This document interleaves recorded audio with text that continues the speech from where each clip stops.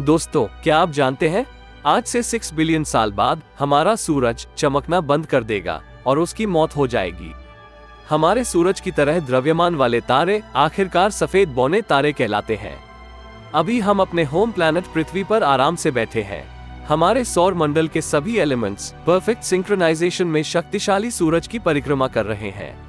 लेकिन 6 बिलियन साल बाद जब सूरज सफेद बौना तारा बन जाएगा, हमारे सौर मंडल के सभी एलिमेंट्स परफेक्ट सिंक्रोनाइजेशन में नहीं होंगे। Powerful James Webb space telescope को हाल ही में 4 अलग अलग सफेद बौनों को देखने का काम सौंपा गया, ये पता लगाने के लिए कि क्या कोई ग्रह ऐसा है जो इनके आसपास चक्कर लगा रहा है। जाहिर है जेम्स वेब स्पेस टेलीस्कोप ने इसका जवाब ढूंढ लिया है और वेब ने जो देखा उससे फिजिसिस्ट्स और एस्ट्रोनॉमर्स स्तब्ध रह गए। तो वेब ने ऐसा क्या देखा, बताएंगे आपको हमारे इस वीडियो में। स्वागत है आपका ऑर्बिट इंडिया में।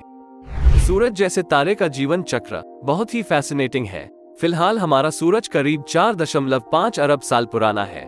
जब हमारा सूरज लगभग 10 अरब साल पुराना हो जाएगा तब वो अपना ज्यादातर ईंधन यानी हाइड्रोजन का इस्तेमाल कर लेगा, जिससे ये रेड जायंट में बदल जाएगा और बुध को निगल लेगा। लेकिन जैसे जैसे ये बढ़ेगा ये ठंडा भी होता जाएगा। लगभग 1 अरब सालों तक ये रेड जायंट फेज में मौजूद रहेगा। इस पॉइंट पर उड़ा हुआ रेड जायंट का कोर गुरुत्वाकर्षण का विरोध करने के लिए उतना गर्म नहीं रहेगा, जिसकी वजह से यह गुरुत्वाकर्षण के आगे झुक जाएगा। फिर इसका कोर ढह जाएगा, जिससे बाहरी लेयर्स में विस्फोट हो जाएगा और इस पॉइंट पर सूरज पृथ्वी तक के सभी ग्रहों को अपनी चपेट में ले लेगा। इस पॉइंट पर सूरज बहुत ज्यादा स्टेबल नहीं होगा और इसकी बाहरी परतें उड़ती रहेंगी। इस फेज के बाद जो गर्म कोर बचता है उसे सफेद बौना कहा जाता है, जो पृथ्वी के साइज का होता है, लेकिन इसका वजन सूर्य जितना होता है, जो इसे अत्यधिक गुरुत्वाकर्षण के साथ एक सुपरडेंस और ज्यादा गर्म चीज बनाती है। Indian American physicist Subramanian Chandrashekhar ने सफेद बौनों के द्रव्यमान की एक अपर लिमिट दी। उन्होंने पता लगाया कि एक सफेद छोटा तारा जिसका वजन सूर्य के द्रव्यमान से 1.44 गुना से ज्यादा है, वो गुरुत्वाकर्षण के खिलाफ खड़ा नहीं रह पाएगा और सुपरनोवा के रूप में विस्फोट करेगा। चंद्रशेखर, जिनके नाम पर प्रसिद्ध चंद्र एक्स-रे ऑब्जर्वेटरी का नाम भी रखा गया है, उन्होंने स्टेलर एवोल्यूशन के लिए नोबेल पुरस्कार जीता। मजेदार बात तो यह है कि वैज्ञानिकों का मानना है कि आखिरकार सफेद छोटे तारे ठंडे होकर कार्बन की एक काली गांठ बन जाते हैं, जिसे ब्लैक ड्वार्फ कहा जाता है। लेकिन हमने अभी तक कोई काला बौना तारा नहीं देखा है और नहीं जानते कि उनका अस्तित्व है भी या नहीं। असल में एक सफेद बौने तारे का काले बौने में बदलना ब्रह्मांड की सबसे लंबी प्रक्रियाओं में से एक है। एक काले बौने के ऑब्जर्वेशन से हमें ब्रह्मांड की उम्र की लोअर लिमिट मिल सकती है। चलिए अब सोलर सिस्टम्स पर वापस लौटते हैं। दूसरे सौर मंडलों की स्टडी करके हम ये पता लगा सकते हैं कि अब से 7 अरब साल बाद हमारा सौर मंडल कैसा दिख सकता है, और वैज्ञानिकों ने इसके लिए शानदार जेम्स वेब स्पेस टेलीस्कोप का इस्तेमाल किया है। इस बार वैज्ञानिकों ने जेम्स वेब स्पेस टेलीस्कोप को 4 अलग अलग सफेद बौने तारों की ओर पॉइंट किया, ताकि ये देखा जा सके कि इन मरे हुए बेजान तारों की परिक्रमा करने वाले ग्रहों में से क्या बचा है।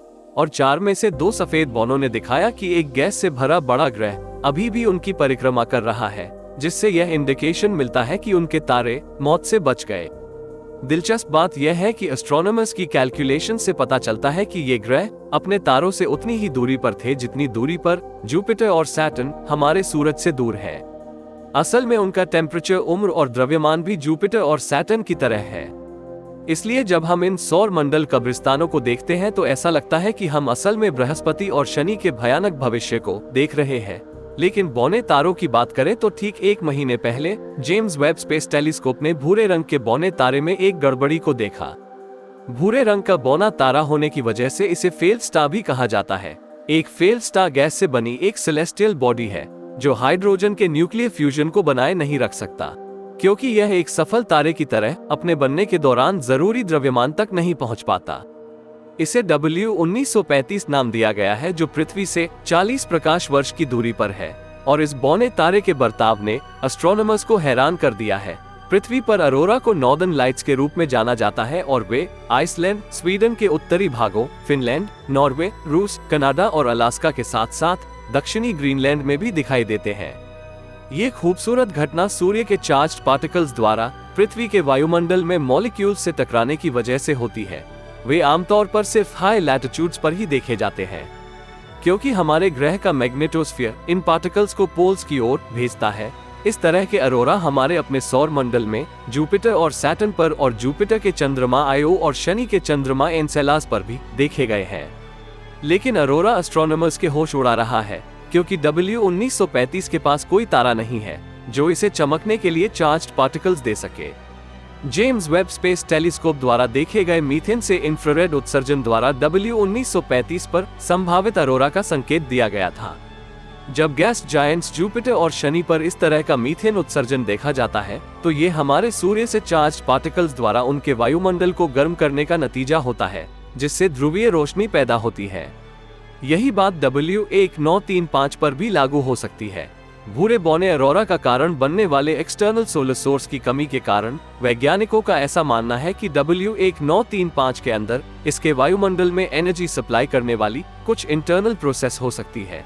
शायद ये धीरे धीरे हाइड्रोजन का न्यूक्लियर फ्यूजन शुरू कर रहा है, जो आखिरकार कुछ मिलियन सालों में एक सफल तारे के निर्माण की वजह बन सकता है।